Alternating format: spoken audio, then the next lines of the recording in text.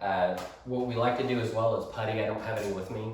So it's like silly putty basically. You can get those on Amazon as well, just therapy putty. And they sell those by color as well, in coordination with strength. Usually they'll sell a little tube that has like 3 different colors, and that's perfect because then you can kind of progress yourself. So with the putty, basically grip is one big one that we'll do. So we'll put it right here in the palm of our hand and just squeeze and just keep making a ball out of it. Just basically keep turning it, making a ball for about 5 minutes. That's good to get a lot of blood flow throughout your hand, all your fingers, through your carpal tunnel, through here, through your thumb. So more specifically, if we're working on the thumb, what we'll do is we'll kind of squeeze it till it starts to push out right here, and then kind of push down with that thumb, and squeeze it and then push out with the thumb. The other thing that we'll do with the putty is we can set it on a table, a smooth table, and basically lay it out flat, kind of smush it down a little bit, and then get your fingers and push out with the putty like that, just kind of separating the putty. And you can do that a couple times, and then you'll kind of have to ball it back up and smush it down, and then push out with the putty. That one you may not be able to go 5 minutes, but try to shoot for around 5 minutes. If you go 2 minutes, 3 minutes, all of those you're going to kind of have to adjust your time frame based on how you're feeling. If that hurts really bad, you may not be able to go even a minute. That's okay. Just kind of go to your tolerance. So pushing out like that. Another one that kind of pushes out instead of using putty is we improvise with some rubber bands. So they do sell some finger strengthening little bands on Amazon as well, but really you can just do some rubber bands. So if you, depending how many rubber bands you put around you, that'll increase your strength. Put it around right here and then just push out with your fingers. Just doing finger extension is what that's doing. So it's around all your fingers and then just pushing out like that. So that'll help strengthen all of your wrist or your fingers extensors. So those are the ones on this side of your wrist and hand. So you'll feel that all the way even into your forearm whenever you do those with a band around there like that. So for the thumb, what we like to do is grab a hammer, and basically what you can do is you can resist the motion, the hammer, put the hammer part that you're gonna hit with on the end right there, and then gently go side to side like this, kind of like a tick-tock motion. Control the motion each way. Back and forth is 1. Do 3 sets of 10. If the hammer is too easy, which a lot of times it's not, I mean, a hammer that's long enough to where it increases the torque on the end of it, usually that's a good enough resistance. But if you need more, you can get a dumbbell and do the same thing. Just hold the end of a dumbbell, a light one, probably like 3 to 5 pounds, somewhere around there, and do the same thing. Just kind of turn it side to side so that the other end of the dumbbell is just like this. So going back and forth, that one's good for the thumb, but we can do that one again for the carpal tunnel is fine, and even for the ulnar nerve, just to kind of help increase all the blood flow to there. So then hammering down. So hammering down, that again is going to be the one that you're probably going to feel the most with this. So you may not want to do for the thumb yet, because that motion right there is where it's most aggravated. So what you can do is just control the motion down and then help yourself back up. Control the motion down, help yourself back up. That's if this is really tender, trying to control the motion both ways. So what that is doing is, it's called an eccentric contraction. So basically what's happening is this tendon in your thumb, as I go down, it's getting longer, and then it's still having to contract at the same time. So these eccentrics, so that motion that we just did, it actually makes more blood flow go to that tendon than the concentric portion of this exercise. So the concentric portion of the exercise is me coming up like that. That tendon is getting shorter. You don't have to know the concentric versus eccentric. You just need to know that usually the one where it's making the tendon get longer like this is usually a little bit more beneficial for increasing blood flow into the tendon versus this part of the exercise right there. And a lot of times that part of the exercise, me bringing it back up where it's shortening, hurts more than this one going down. So that's a good one to do. So the side to side, up and down 30 times as well. Those are good ones to do. You can also just get like a stress ball or something. This is a tennis ball, but it works the same, to squeeze.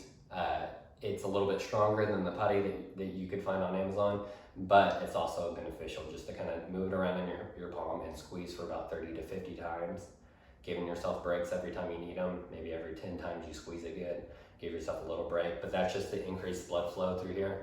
So getting some sort of stress ball, some sort of putty is a really good idea for people that work on a desk for long periods of time, because basically what you want to do is, say you're typing for 30 minutes. You want to give yourself a break at least every 30 minutes, maybe even every 15 minutes or so if you type all day long. Because what happens is you're in those positions for long periods of time, those tendons tighten up, they get swollen, they get aggravated. So say you go for 30 minutes, take your break, do wrist range of motion, every direction 30 times, just kind of getting some blood flow back into those tendons, stretching those tendons out, do a couple stretches, and then maybe do your ball squeeze or your putty squeeze. That's a good idea to do those every 30 minutes or so, just to kind of loosen those tendons back up out of that position that they've been in all day long. Next, I'll talk about icing, heating, and then splints as well. So whenever your tissue is inflamed and aggravated, whenever it's hurting, usually ice is best. If ice does not feel good, you can heat, but usually what I would recommend is alternating ice and heat. If it's something that's been going on for a while, say this has been going on for 2-3 months, ice or heat are both beneficial. So this is usually kind of the order that we'll do. If you're about to do something, say you're about to do an exercise routine or you're about to do something, usually heat is better because it warms the tissue up, it gets more blood flow to the tissue. If you've just exercised or you've just done something and it's irritated, ice is usually best at that point. Whenever you ice, just ice for about 10 to 15 minutes. If you're going to alternate ice and heat, do about 10 minutes of ice, 10 minutes of heat, 10 minutes of ice, in that order.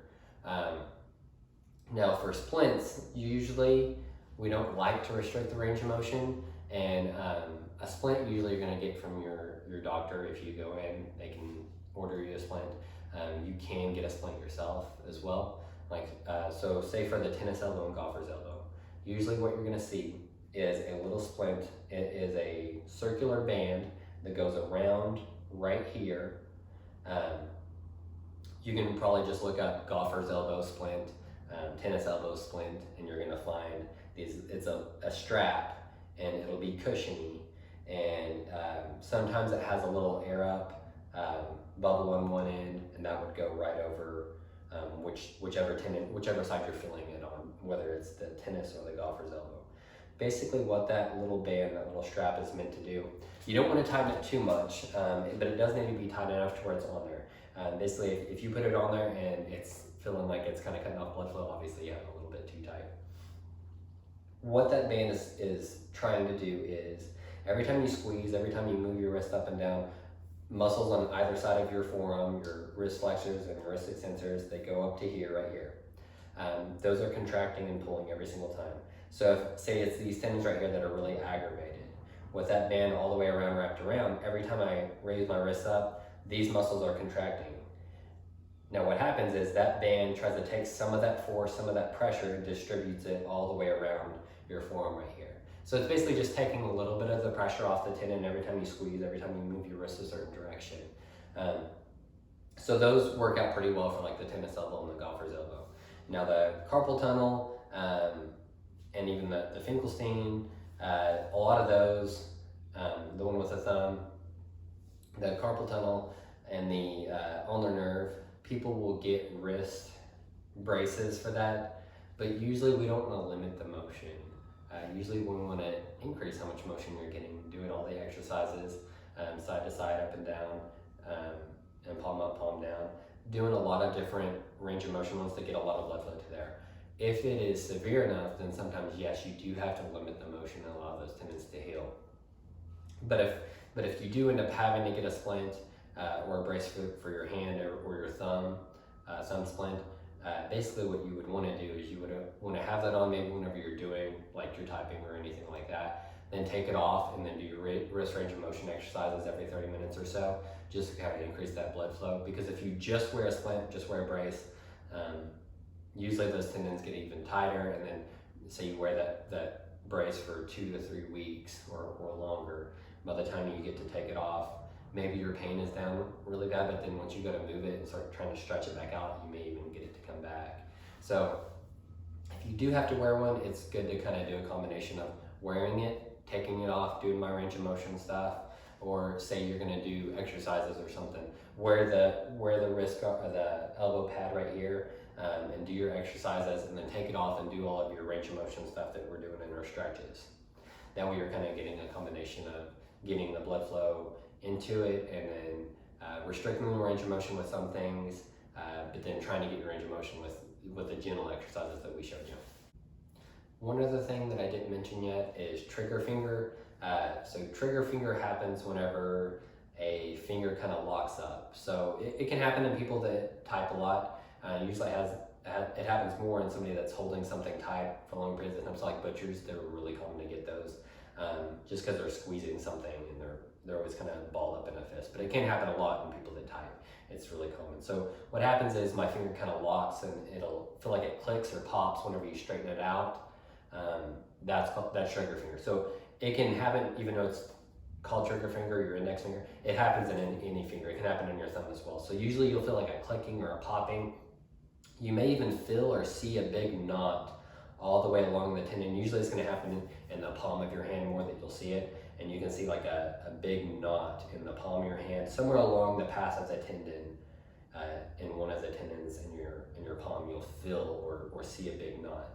That's a good sign that you have some pretty good trigger finger going on. So any of the exercises that we did are beneficial, but a lot of times if the trigger finger is bad enough, you're not going to reverse it. And so what they'll have to go do is just, they make a little tiny incision and go in there and clean up where that mass has kind of formed right over the tendon, and it just frees it up. And usually it's a very easy recovery whenever you get one of those trigger fingers done. You can move it immediately. It feels different. So usually those aren't too bad if you have to have a surgery. Carpal tunnel, if you do have to have a surgery, again, not too horrible. It's a little incision right here. They go in and clean up and basically open up that pass a little bit where those tendons and nerves kind of run through that tunnel right there. They just kind of open it up a little bit, and the recovery on that is usually pretty well as well. The ulnar nerve, they'll kind of do the same thing. They can clean it up, allowing the passage for that ulnar nerve to be a little bit more wide so that they can get through it. They can also do a relocation of the tendon. So they can move that tendon a little bit to where it's not right there in that groove anymore, and that frees it up. There's several patients that have had that and have had success with it. But by far the most common ones are probably our carpal tunnel surgery and our trigger finger surgeries. Every once in a while you get the one with the thumb that we were talking about, so they'll have a surgery on that as well, but not quite as common as the carpal tunnel, I would say. So those are some good exercises, some good education on carpal tunnel, on ulnar nerve entrapment, on the de Quervain's or Finkelstein with the thumb, the golfer's elbow, and the tennis elbow. If you need some more specific exercises, you can reach out to me, cody.mccleary@cns.doe.gov, or if you just have any questions at all, I'm open and available. So thank you for watching.